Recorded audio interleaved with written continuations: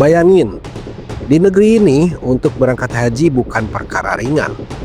Orang-orang kecil harus menabung bertahun-tahun. Ada yang jual sawah, ada yang kurangi makan, bahkan ada yang sudah wafat di daftar tunggu. Belum sempat menginjakkan kaki di tanah suci. Daftar tunggunya panjang, bisa belasan bahkan puluhan tahun. Tapi ternyata ada jalur lain, jalur cepat, jalur CIC. Siapa yang bisa melewati jalur itu bukan karena doa yang khusyuk, bukan karena kesolehan, tapi karena ada amplop yang cukup tebal dan relasi yang cukup kotor. Ya, inilah wajah busuk dari kasus korupsi kuota haji. Sesuatu yang mestinya sakral, penuh amanah, malah dijadikan bancakan. Tiket menuju rumah Allah dijual belikan seolah tiket konser.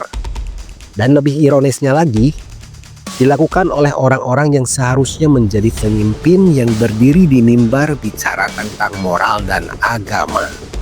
Kita jadi bertanya-tanya, hati macam apa yang bisa tega mempermainkan ibadah umat? Bagaimana mungkin tangan yang sehari-hari bersalaman dengan rakyat ternyata di balik meja sibuk menghitung komisi dari jatah haji?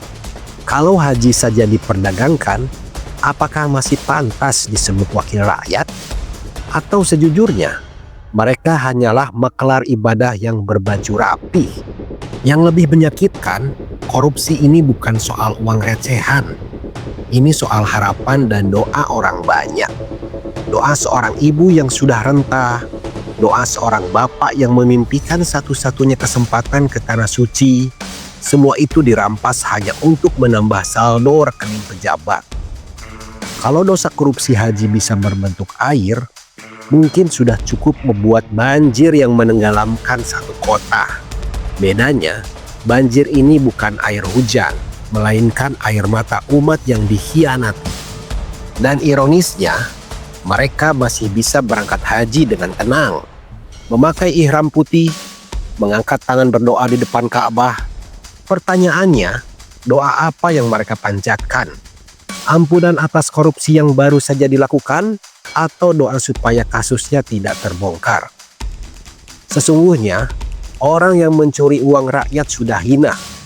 Tapi orang yang mencuri dari kuota haji, itu jatuh ke level yang bahkan setan pun mungkin geleng-geleng kepala. Kalau masih berani berdiri di podium bicara soal akhlak, ya itu bukan lagi ironi. Itu sudah komedi gelap kelas tinggi.